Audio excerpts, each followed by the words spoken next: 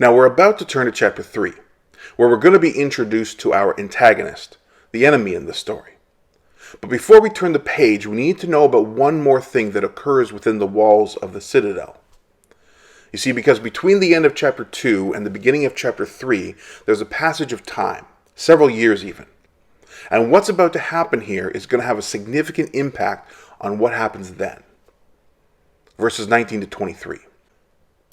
Mordecai was sitting at the king's gate, but Esther had kept secret her family background and nationality just as Mordecai had told her to do. For she continued to follow Mordecai's instructions as she had done when he was bringing her up. Notice that this is the second time we're told Esther kept her true citizenship a secret. During the time Mordecai was sitting at the king's gate, Bigthana and Teresh, two of the king's officers who guarded the doorway, became angry and conspired to assassinate King Xerxes. But Mordecai found out about the plot and told Queen Esther, who in turn reported it to the king, giving credit to Mordecai. And when the report was investigated and found to be true, the two officials were impaled on poles. All this was recorded in the book of Annals in the presence of the king. So before we flash forward, we need to know Mordecai saved the king's life.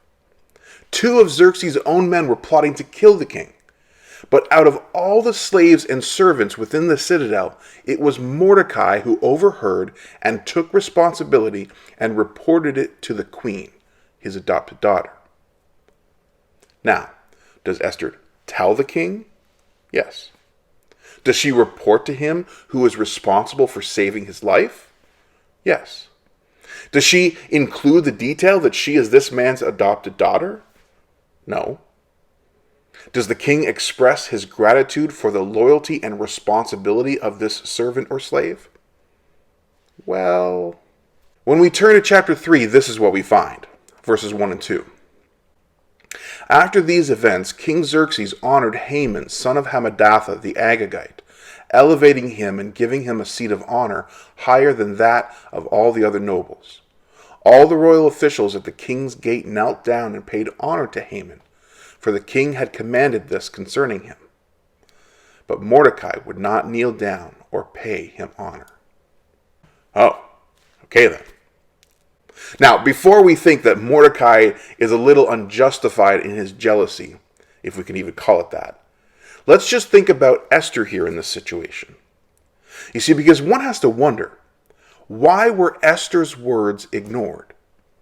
Was it just because she was new to the job and had only been wearing the crown for a few weeks that he overlooked and ignored the loyalty of Mordecai? Because, what's the deal? The guilty guards were executed. The king's life was spared, and yet nothing changed for Esther or Mordecai. Just think about that for a moment.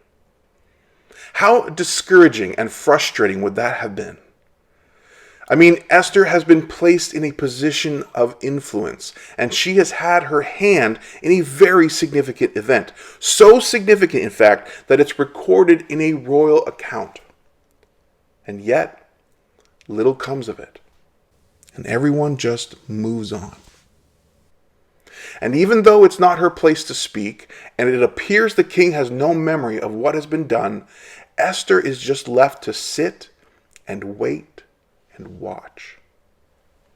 For years, Esther is left to sit and wait and watch another story unfold.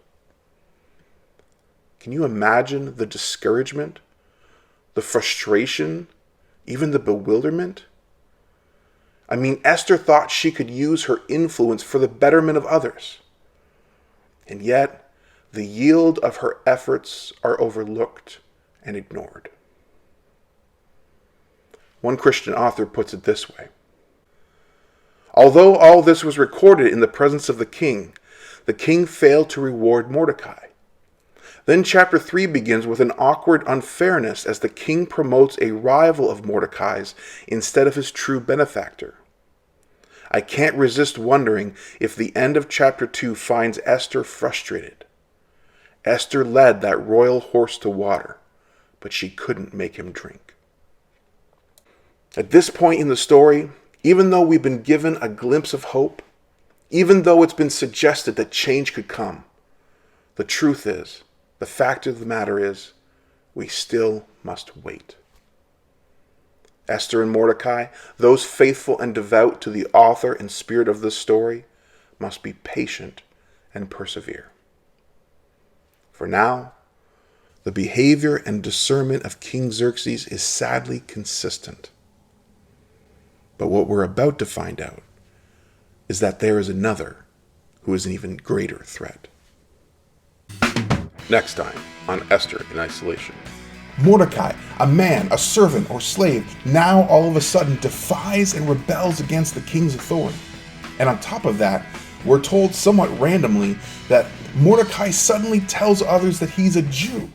Wait, what? Why?